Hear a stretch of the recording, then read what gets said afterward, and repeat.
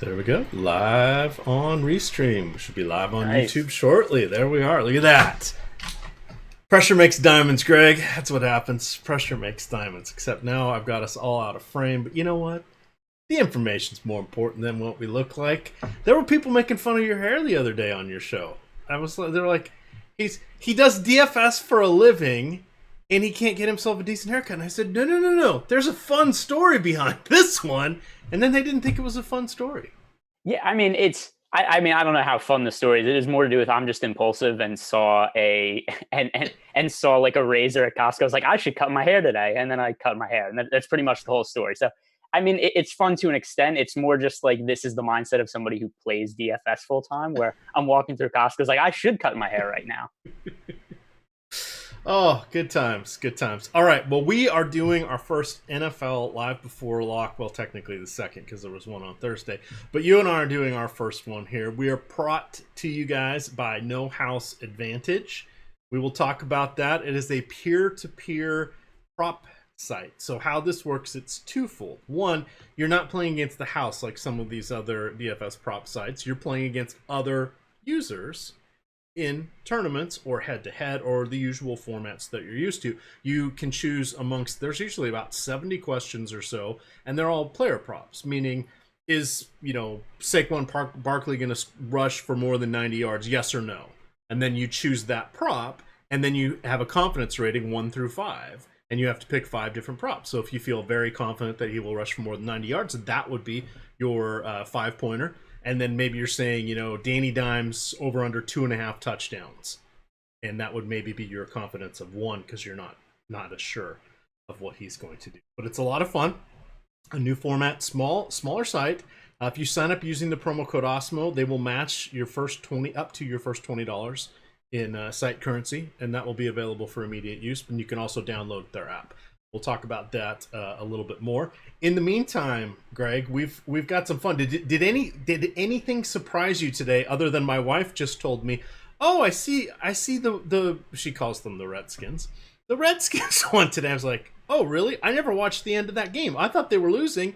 And I meandered off to doing other things, making fun of Adam and celebrating Laffy, and I probably should have done that the other way around, it sounds like. Yeah, I mean, I'd say more surprising was the Jaguars actually winning, and that hurt me just from a standpoint Suicide pool. Haven't even set my money in. I'm already out. Well, I'm not in any of those this year, and I probably would have picked the Colts because I don't know what other week I would have picked the Colts, and they were 7.5-point favorites today. So that hurt me from a DFS standpoint in terms of I thought like, hey, this is a great game script for Chris Thompson, right? The Jaguars are going to get crushed today. They're going to be losing by like 10 points every game. Thompson's going to be the pass catching back. And not the case because they actually were either leading or at least tied or close to lead in the second half. So they didn't really have to throw the ball that much. Overall, it was a weird slate for me for a DFS perspective. I did not like great overall, but I did fine. I was down on money on DraftKings and I won money on FanDuel a little bit more than what I lost on DraftKings. But it was weird because, so like a lot of people were complaining about Boston Scott, right? He was the chalk play of the slate and did not do particularly well. I don't know whether there was a net positive or negative for me rostering him, though, because I had so much exposure to him that I got up to other guys like Devontae Adams and Josh Jacobs a lot that I probably wouldn't have had as much exposure to otherwise, and both of them crushed. I think I got my So it's kind of weird. Like, he was a chalk play that was cheap that busted, but it might have been a net positive for me, even though he sucked, just because his salary cap freed me up to get to some other guys who crushed today. We've got actives and inactives. Was one of those guys Devontae Adams? Games. What do you have? Yeah, that's my two guys, Devontae Adams and Josh Jacobs, are two of the higher priced guys that I ended up being on the most. I had some Christian McCaffrey, but I was about even with the field. So whether he did really well or did really poorly, it wasn't going to really impact me all that much. He ended up doing pretty well, not necessarily like ridiculously well for his salary, but he was solid. But it was definitely Devontae Adams and Josh Jacobs that bailed me out today. Devontae Adams in particular, because there weren't that many great wide receivers. I missed the memo on Devontae Adams in cash. You should have listened to the show that I did with Josh Engelman earlier because I like Devontae Adams. Also like Boston Scott a lot, which some people were unhappy with on Twitter. That's how it goes. What's funny is it's kind of like the tout world type thing. We remember a lot of our better plays, and then a lot of people that are listeners remember a lot of the bad plays, and that's kind of the dichotomy from time to time. I seem to remember you and Josh encouraging us to play 60 to 70% of Boston Scott. I'm just saying that's one of the ones I'm remembering. Oh yeah. No, totally right on that. And the who else? Oh, also Mitch Trubisky was my highest owned quarterback today, and I was ready to wave the white flag midway through the fourth quarter. I was like, "Boy, Trubisky really stinks. I'm never rostering him again this season." And then 10 minutes later, it's like, "I'm so happy I played Mitch Trubisky. He's going to be my highest owned quarterback every slate for the rest of the season." So that is how the turntables in the world of football. All right, now chat. Let me know if the audio is better now. I went to the NFL inactives page, and they immediately go to an ad with somebody ringing a doorbell and starting to talk. Which my dog has now, I was going to say my wife, my dog has now barked twice at, and she never falls for fake door or TV doorbells and stuff. She knows ours, but she doesn't jump on TV. She just went ape twice today. So I've now muted my computer. Hopefully everything is better now. I'll sit a little bit closer to the mic, but that's what's going on. They're saying they're hearing double. For what it's worth, I don't hear that on my end. Yeah, I'm looking at our sound settings. Sorry, guys.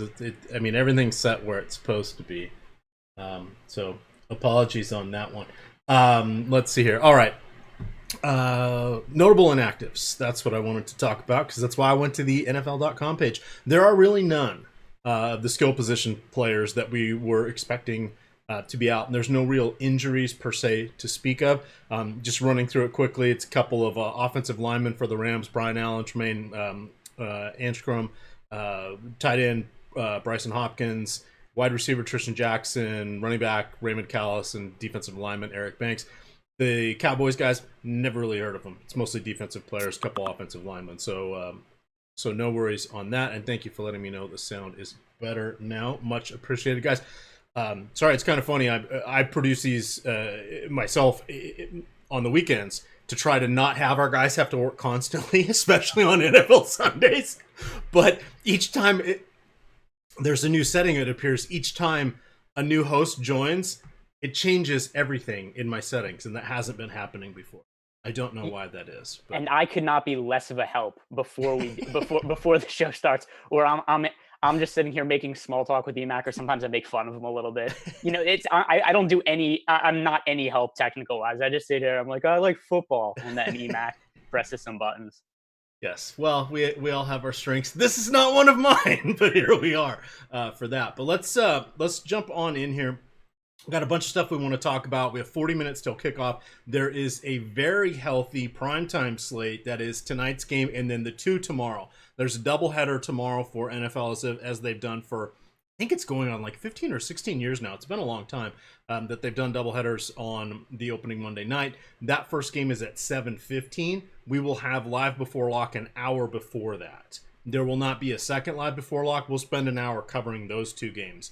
And get you in on everything because I think that second kickoff is going to come around like 10 or something. It's pretty late, if I remember correctly. The other thing you want to know is baseball's all over the place tomorrow. FanDuel looks like they're splitting into 2 3-game slates, and DraftKings decided to go with the 4-10 main slate with there's a bunch of doubleheaders tomorrow. I think they have 3 game 1 doubleheaders and then 4 or 5 games that are regular. So we're going to do MLB Live before lock at an hour before that goes off. I can't remember if it's 4 or 4:15, but we'll do that show at 3 or 3:15, whatever that is. There will also be DFS Baseball Strategy show at 10. No basketball strategy because there's no basketball games tomorrow. At 11, there's going to be NFL DFS Strategy, kind of a look back at what happened this weekend. And then at noon, it is there's a waiver wire show for those of you that are doing season-long stuff. And then we're back into golf. So goodness, that's what we've got going on here at Awesemo. I am going to my other page here. So let's see here. Please do hit that thumbs up. We would tremendously appreciate it. Plus, any like for us is a like that's not going to Josh Engelman. That's very important. That's very important to us. The big like war is going on the Awesemo YouTube channel these days. There really is. There really is. So I want you guys to know that I spend a couple hours writing an article breaking down the slate. It's free. It's our top page article. There'll be 2 for tomorrow stuff. Josh does a 8 to 10 minute video for each of these games. So we've got you guys covered with all of that. Putting this into chat here. This is what we'll go with. I want to talk a little bit about starters today. There's no real surprises other than Cam Akers, at least as far as I've seen, is technically not starting. I think it's Henders. No, it's Malcolm Brown is starting. Technically, Akers is the backup running back, and then Malcolm Brown is there. It's going to be a committee. My best guess is Akers gets maybe half the work, as long as he doesn't fumble, screw up, mess up a blocking assignment, let Jared Goff get sacked, something foolish that rookies can do. My best guess is he's going to get about half the workload, majority, but not overwhelming majority. And we saw what with Clyde Edwards-Helaire, he ended up getting most of the workload. He didn't screw anything up, and they kept giving him the ball when it was in the red zone, which that part was a little bit surprising to me. But point being, we're not sure how they're going to handle rookies, right? And then we've had a changing of the guard on the kick returners on both teams. It's kind of the similar players, but Pollard is doing punts. Last year he did kickoffs. I think it's Cedric Wilson is doing kickoffs. He's bounced around with punts and kickoffs. He only played about 4 or 5 games last year. I believe he's a rookie. He got about 8 or 10 targets. So he may come in on that aspect. And then it's a guy I've literally never heard of, and I thought he was going to be inactive. It's a rookie wide receiver for the Rams that's returning punts. So this is Showdown. That stuff is important, especially when it's not a defensive player who is returning kicks, because they will be in the player pool. So that's important for us. So let's talk a little bit about the Showdown strategy here. So I like to do a build that works a little bit more for cash, 3-mans, those sorts of games. And then I like to play a bunch of these smaller leagues. Now, DraftKings did a bunch I like playing the quarter and the dollar. And I put out about $100 in each of these Showdown sites that we're doing. So, I like to have some fun here and try different things, right? So they have a bunch of these like 300 and 400 man contests for like a quarter. So that has a better payout structure than these incredibly top heavy ones. You're not going to find me in these top heavy ones because I don't want to hold hands crossing the finish line with a bunch of people. You'll find me in 3-mans. You'll find me in triple ups. You'll find me in quints, in head to heads. So that's where I like to go. So I kind of have that kind of a lean. What is your process when you're going to Showdowns? I'm assuming you run 50, 100, 150 lineups in these, since we've never done a show together, just out of curiosity. So, I mean, that's usually what I'll play for like regular DFS. For Showdown, I find it better for me, at least. I just kind of like playing one lineup and just playing it in like single entries in the bigger tournaments and stuff in Showdown. Unless there's a slate that I really like, where it's like, oh, there's a lot of value plays that really stick out to me, then I'll be more willing to make more lineups if I think there's like some kind of big value or edge to be had. For tonight's game, I only have one lineup in the DraftKings Showdown. I have one in the FanDuel. I don't even know what just single game. I guess they don't have a fancy Showdown name for it. They just call it single game. I have been liking to use the Top Showdown single game plays tool that we have on Awesemo.com. And I think that that's a good way to go about building lineups too. Just kind of looking at what the projected ownership is, what the percentage individuals players' chances are of being like the highest scorer, being a top 2 to 6 player, and then just kind of using some of those ownerships and try to leverage what I think is the best lineup. And then also just trying to make the lineup make sense also, right? So if one team's projected like blow out the other team, it's not going to be like, well, I'm going to have 5 players from this one team and have them like all in the passing game and then one player running back from there. Like it has to be some sort of lineup construction that actually, makes sense from a game flow perspective. All right. Oops. They're yelling at me. Dak Prescott did not. And what did I write him up as well? I must have had a wrong page open. Sorry about that.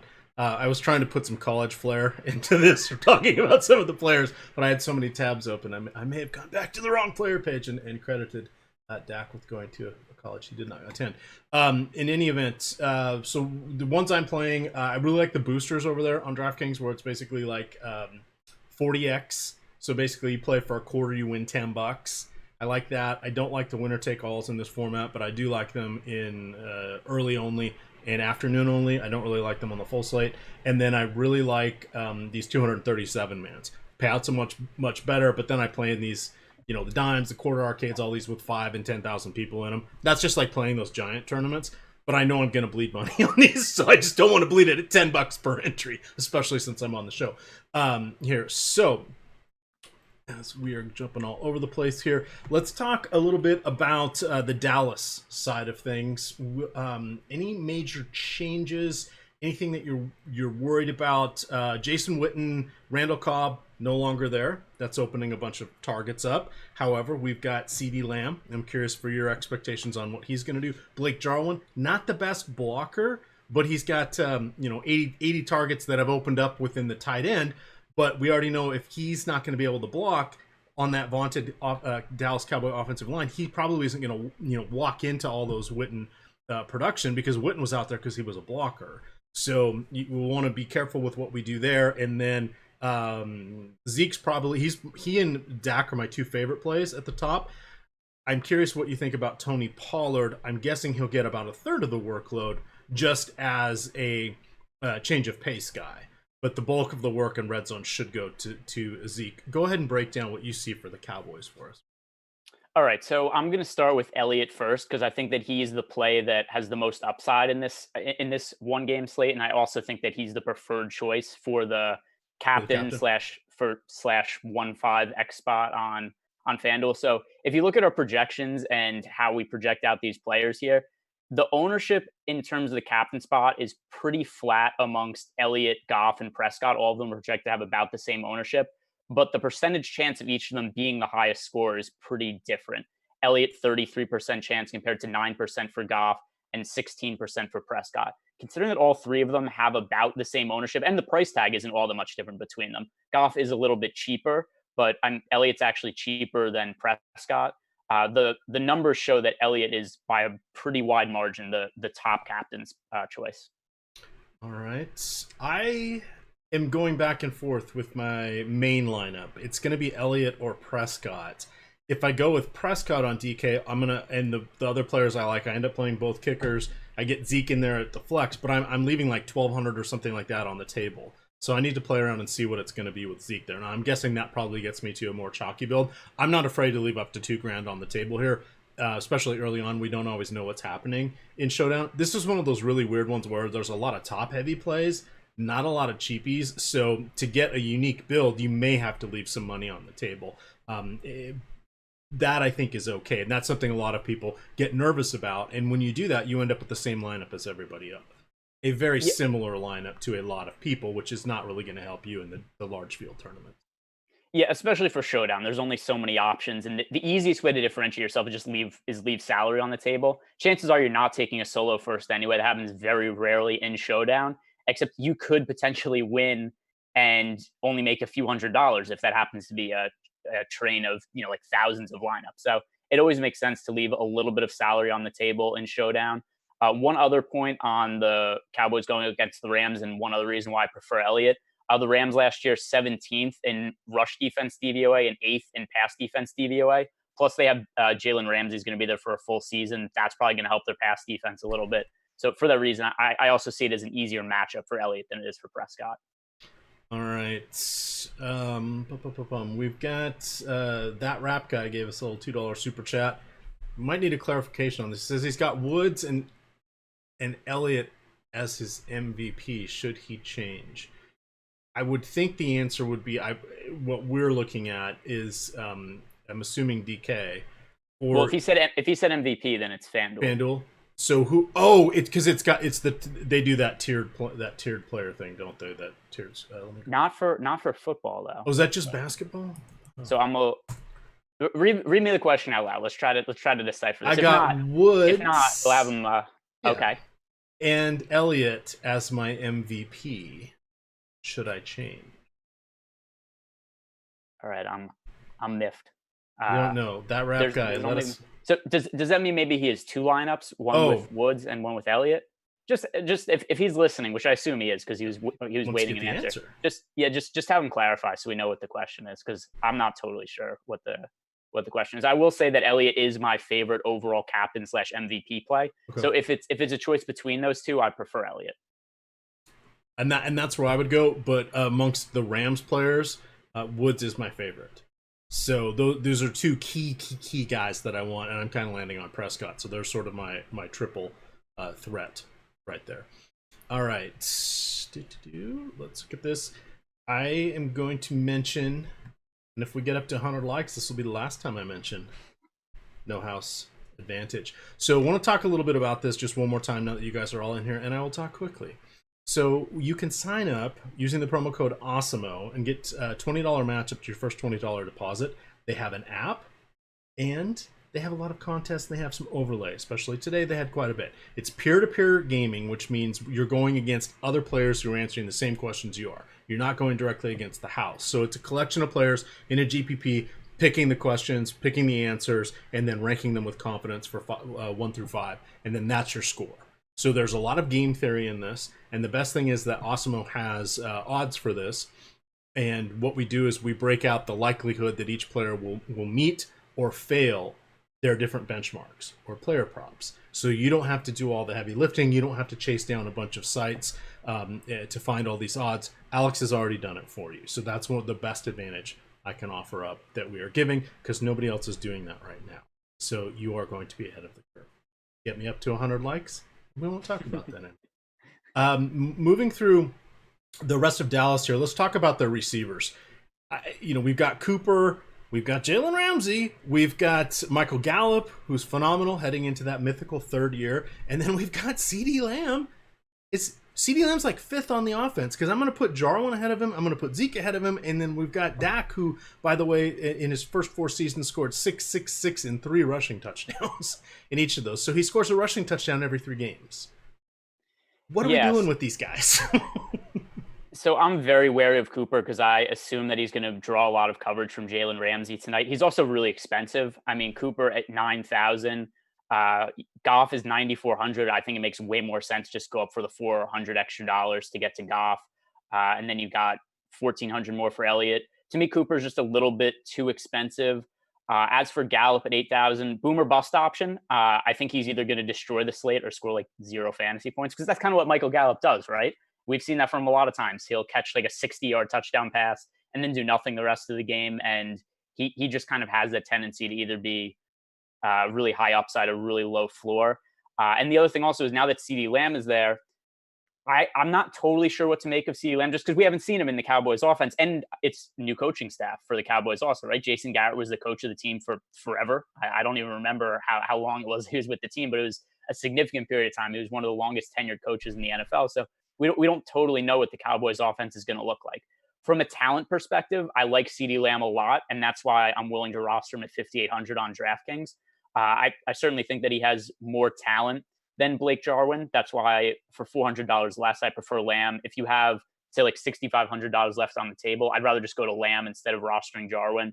I don't think Jarwin's a terrible play. I know that you said that you prefer him to Lamb a little bit. I just view Lamb as being the higher upside play, given his draft pedigree and how much he was generally liked as a prospect entering the draft. I do acknowledge there's a little bit of risk there, because this is, his first NFL game. We don't know what he's going to look like, but just because he was a first round pick and how highly he's regarded, I think he makes more sense than Jarwin in that mid range. All right. Is there anything else you would like to hit on? And we'll have plenty of time for questions here for the Cowboys. We've covered what we thought of Zeke. We've covered what we thought of the running backs. You just took care of the wide receivers, and we've mentioned Blake Jarwin in 2 different parts of this. Just pointing that out for all of you people in chat wondering where the analysis is. We've covered it all. There we go for Dallas. Come on, guys. And Zeke's name is Ezekiel Elliott. Someone was asking in chat. Very fair question. Sometimes when we use the nicknames, people do not, they don't always apply. So Ezekiel would be his first name. Elliott, his last name. Anything else from the Cowboys before we look at the Rams? So we could apply this to both. There's so few cheap options that I really like from either team. I think there's a couple of options that we can consider from the Rams side of the team, but I think both the kickers are viable in this contest, just because that seems to be the safest place to get value. It's so hard to reliably look at either of the cheap Rams running backs or some of the other players. So, and there's certainly not, like, I know you mentioned Tony Pollard before. With Elliott getting what we assume has to be the bulk of the touches and the bulk of the playing time, it's hard for me to justify playing Pollard at 2,200. I don't think has no chance to be on the optimal lineup or have a big game, but I think it's very limited. I don't expect him to play a whole lot of snaps. So I prefer Elliott, and I also don't think it makes sense to play Elliott and Pollard in the same lineup together. And since I'm gonna have Elliott in the one lineup I play and have him as my captain, it just doesn't make sense from a game theory perspective, him and Pollard in the same lineup. So that's one of the other reasons also I like the kickers is I think that's a pretty safe way to get like 5 to 7 fantasy points and save some value. And I'm not sure we're going to get that from anybody else. Yeah, and if you guys watch Josh Engelman's video, a nice little 8 to 10 minute summary of these games, he has mentioned how the kickers are standing out dramatically for him. If you're playing these giant top-heavy tournaments, he says looking at them in the captain spots is where you can make a definite stand. He said, be prepared to lose on these, but he's playing to win the top. He's looking for a solo victory or as close to it as you can get. So there's a lot of different ways you can play these gaming formats. It's why I point out the way I do it, because I know a lot of people get a little frustrated on these because they're so top heavy and you're constantly redepositing. Usually I can hang on long enough and not have to worry about redepositing. I'm not cashing the big giant check either, but I don't have to redeposit, which for me is the entire game for all of this. All right, they were asking some of the roles here for kick returners. Someone was saying, so I'm gonna call that up if you want to start talking about Jared Goff. Jared Goff is all over the place. I think he's the Nuke Lelouch of quarterbacks. Did you know he had 3 games last year with less than 200 passing yards? He also had 517 yards in one game and 424 in another. Literally every and any number plays, potentially even imaginary and negative numbers. What do you want to do here with Jared Goff? 9,400 is a really good price tag for a quarterback in a showdown contest. I like him quite a bit. The projections also like him a lot. He has the per dollar, he has the best chance of being a 2 to 6 play, which basically means if you look at the tool we have on Awesemo.com, is what are the percentage chance if somebody has of not being the top player, that's overwhelmingly Elliott, but to be the 2nd to 6th player. So to be basically one of the utility spots in the optimal lineup. And per dollar, Jared Goff is by far the most likely, which I think makes sense. 9,400 is too cheap for a quarterback, even though Prescott has better odds overall at 10,800 to be in one of the top spots. The per dollar value is better on Goff at 9,400. The Cowboys defense is okay. And I mean, like right in the middle of the league. They were 16th in DVOA last year, 17th against the pass, 14th against the run in DVOA. So I view it to be a pretty neutral matchup overall. The other thing, too, from just a lineup building perspective, you mentioned before the uncertainty with the Rams running back situation. I'm a lot more comfortable building around the Rams passing game than the run game, just because I have no clue who's going to play for them in the backfield. So that also makes me a little bit more apt to go to Goff just from a game theory perspective and how I'm trying to get exposure to the Rams side of the game, because I'm not confident in any of the Rams players. Like, we're going to talk about the running backs in a second, and I look at Cam Akers, and maybe he's the guy. But I kind of feel like with him not starting, the price tag for him might be way too high at 6,800. With that said, if he ends up playing like a CEH role we saw on Thursday and he gets the bulk of the carries as a rookie, then he's way too cheap. But I just don't have enough confidence in the situation. All right, kick returners. I just want to make sure that I was looking at the right thing. Darrell Henderson Jr. is the listed kick returner for the Rams. The punt returner is Simba Webster. He was the person that is essentially a rookie or second-year player. Not a lot going on with him. Also a guy that could easily lose his spot because they do have some other skilled people. Cedric Wilson will be doing kick returns along with CeeDee Lamb. This was kind of interesting because last year Tony Pollard, Randall Cobb obviously gone. He was kind of the main guy handling kick returns. Pollard's going to do punt returns. This is something that's new for him. Tavon Austin was also there last year, and he's not. So Trevon Diggs is the second guy, and then CeeDee Lamb is in the mix, as is Cedric Wilson, who again did both of these last year. So we don't know for sure, and sometimes the teams go with their primary, somewhat they go with their secondary, or run 2 people back there, etc. For kick returns. It's always hard to tell, but no stone unturned here. I've set a rule where I'm only going to play one of the Rams running backs.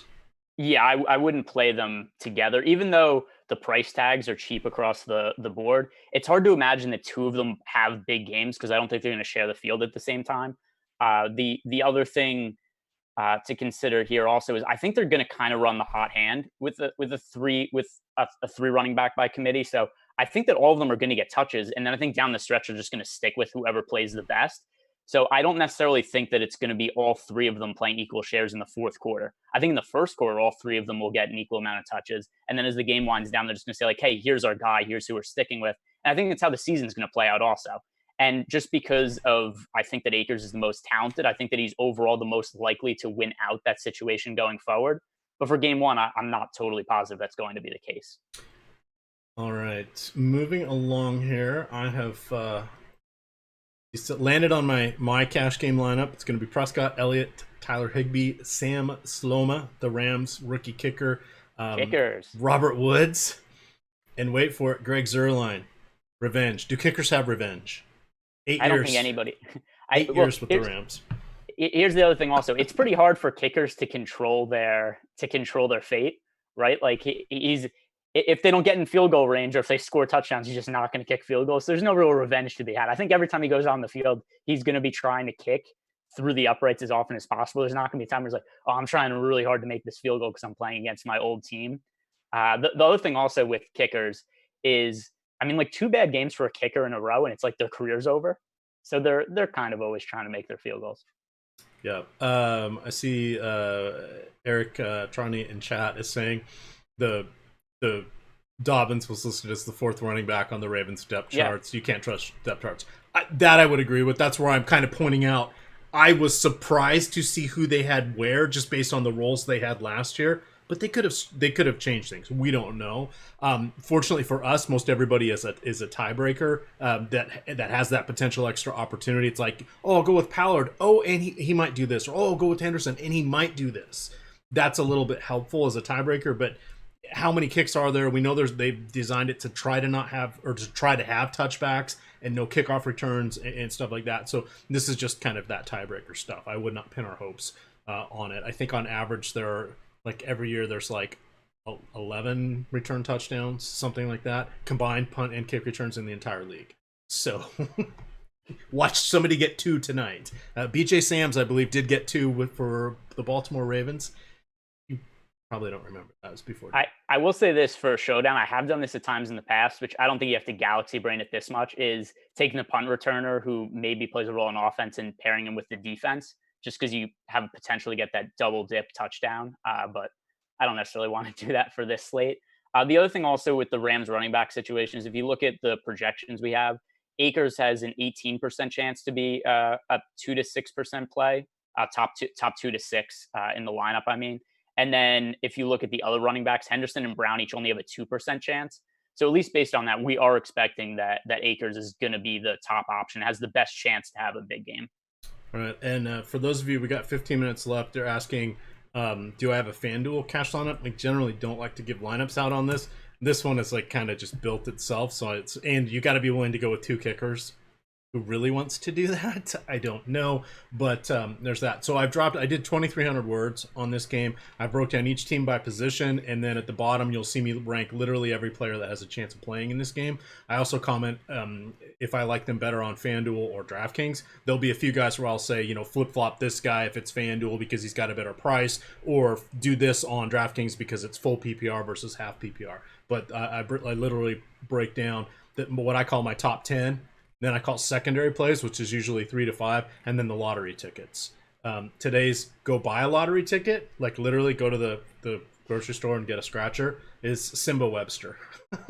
So here are my notes. Was listed as a punt returner for the Rams. He was active for 5 games last year as a rookie, returned 7 punts and 2 kickoffs.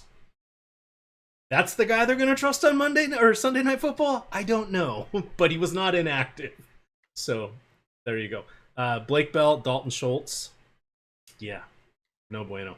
I'm only playing one of the Dallas tight ends, and then the other one I wanted to call out. Talk to me about Josh Reynolds and Van Jefferson. So we've got a ton. So Brandon Cook's gone. That's going to leave a ton of well, not a ton of targets, a ton of snaps available. Reynolds is going into his 5th year. He has not done bupkis. Then you've got Van Jefferson, who second round pick from the University of Florida, 4 years in college, 2 at Ole Miss, 2 in Florida, 14 yards per catch was his best His career average is 12, not really a game breaker. The notes I put out on Josh Reynolds, it's his fourth season. 120 targets, 61 catches, 832 yards, 7 touchdowns. That's in 47 games. That's like 400 yards if he played a full season.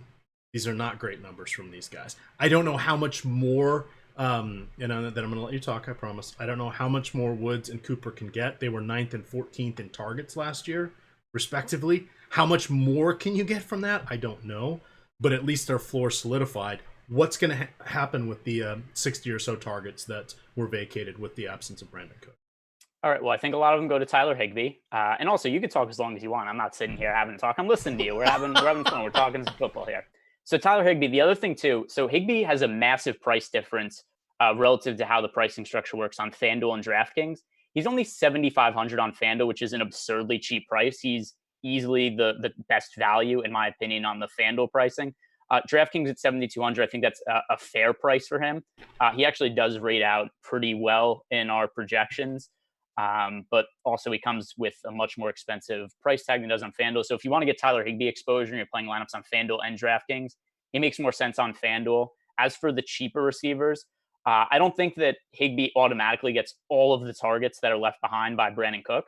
But still, I look at some of those cheaper guys. It's tough to really be confident in Josh Reynolds or Van Jefferson. I'm going to side with Josh Reynolds slightly, although per dollar, I think Van Jefferson is the one guy who really stands out as like a total bargain bin play that is reasonable. Like there's nobody else that I would consider rostering below 2,000 other than Jefferson. All right. I see some people saying Higbee is going to smash. We don't know for sure. So before there was Tyler Higbee, there was this guy named Gerald Everett, who's still on the team. So let's see. In his first 11 games last year, Higbee had just 33 targets, 26 catches, and 212 yards with 1 touchdown. And he played 36.6 snaps per game. By comparison, Everett during that stretch was playing 41 snaps per game. He saw 60 targets, so he saw double the targets at 37 catches, 408 yards, and 2 touchdowns. So he basically doubled the production of what he had. Over the final 5 games, this is what we all remember, when Everett was sidelined with a knee injury, he played just 6 total snaps. I think he only played in 1 game in the middle of that stretch. We saw Higbee average 11.2 targets, 8.6 receptions, 104 receiving yards, and 2 touchdowns. He had 4 100-yard games. The only one he didn't get 100 yards in that stretch, he had 84 and a touchdown. That's like better than Travis Kelce. Do we think Higbee is better than Kelce? No, I don't think Higbee's better than Kelce. I think he's a good play for this particular format, particularly on FanDuel. I think he makes sense on DraftKings also.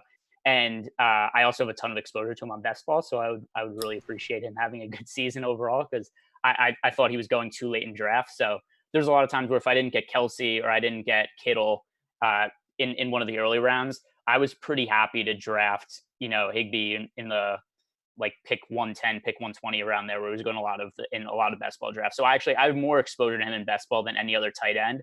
So I'm maybe have a little bit of bias here, but maybe it's because I'm already invested in Higbee. I like him a lot overall, and I think that he's going to be the third receiving option for the Rams this year. Okay, so you're saying Higbee captain is just fine by you? It's not. I mean, it's not my preferred option. My preferred option is Elliott as the captain, except if you wanted to go with one of these crazier plays moving down as captain, I think that there is maybe some reason to roster Higbee if you wanted to go off the board. But he wouldn't be my first option as the captain. All right. I've got my upload ready to go. Let's see.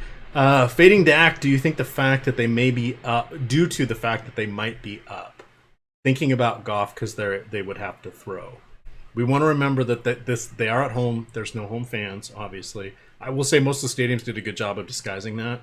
It was kind of interesting. You had to really look, and they do a lot of shots with the camera and cut shots so that you're not seeing it. But I was really watching the Saints game in the Mercedes-Benz Stadium or Dome. I forget which one is theirs and which one's Atlanta's. But I was watching them like, holy cow. So I finally paused the TV and was going frame by frame to see how they had covered things with tarps and stuff. So that's pretty impressive. And with the crowd noise, you don't notice it as much, or what they're piping in. How do you feel about home field advantage and any other edge we can find here? As we're wrapping things up. It's guys, actually, sorry, and go ahead and put in questions here. Tag me in Premium Slack. You get first choice. We've got 9 minutes left. YouTube chat, we'll get to yours. So it's actually something I wrote about earlier in the week, just kind of in a week one preview that I put up at Awesemo. It was just some stuff like overall week one things I was looking at going in. It was stuff like where I thought we might be able to find overlay. And then also I wrote about what I thought the advantage of fans or not fans would be. I think it's just going to make a lot of these games neutral. And the point being is, look what's happened in the NBA bubble without fans and no home court. It's basically not mattered in the playoffs. If you look at baseball, last I looked, the home road record, everybody was almost 500. So it hasn't really made any impact there. And that's kind of what I think the parallel is, right? We don't know for sure because we haven't seen it yet. But my gut feeling is that it's just going to be like every game's played on a neutral field. I don't think it's going to matter without the fans there.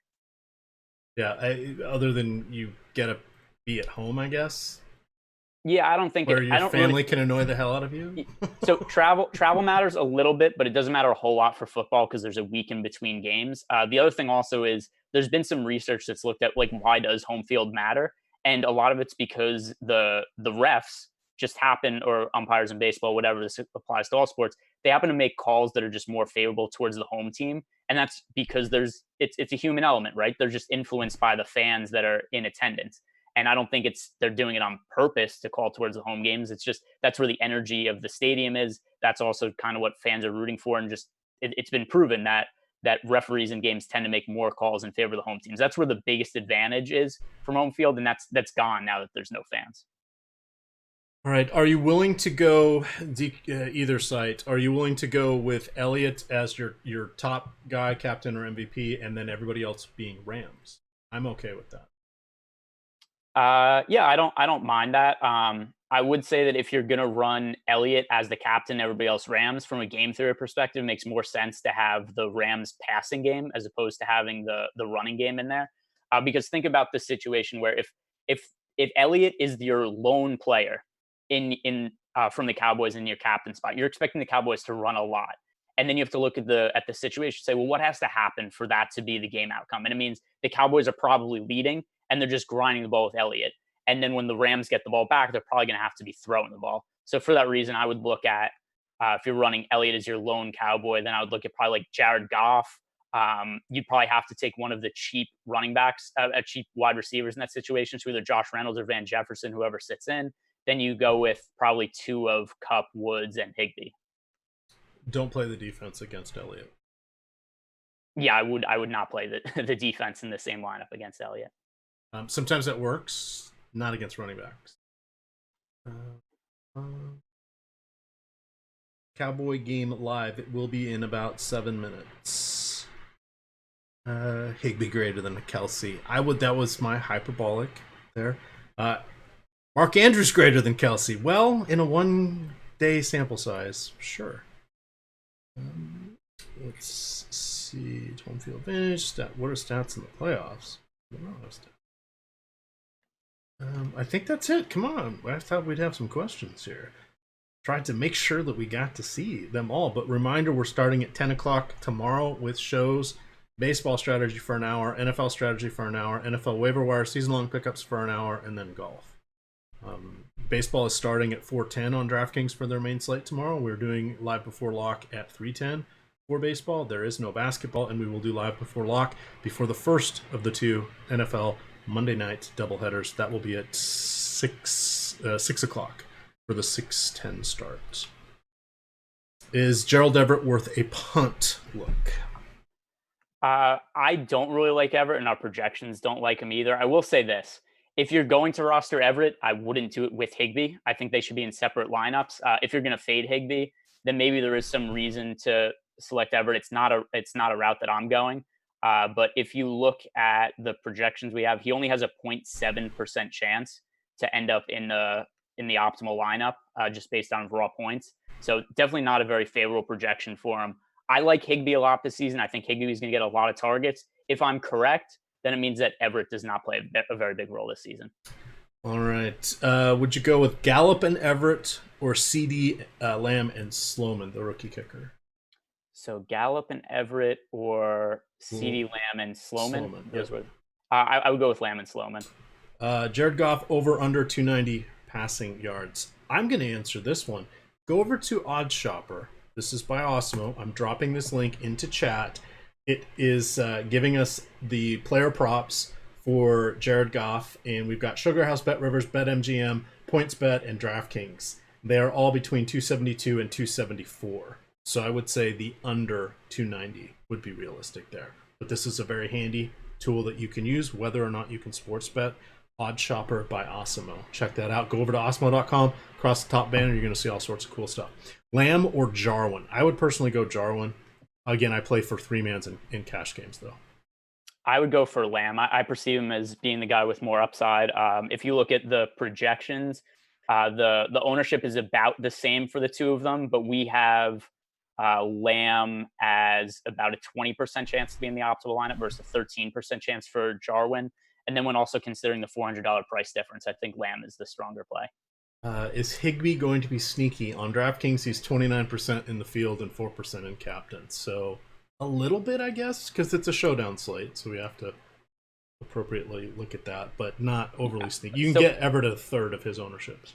So of the other mid-range targets, like Cooper Kupp, Robert Woods, Michael Gallup, he's going to be lower owned than all those guys by a pretty decent margin. So if you're making a lineup and you want to be really contrarian and leave a bunch of money on the table, then maybe going from like Woods to Higbee, that's a way that you could definitely set yourself apart. I don't necessarily love that from just a projection points per dollar perspective, but from a game theory perspective, I could see where it makes sense. All right, thoughts on Van Jefferson? I ended up with 16%, 20% just because he's $1,600 on DraftKings. I needed that savings. There's no other GPs.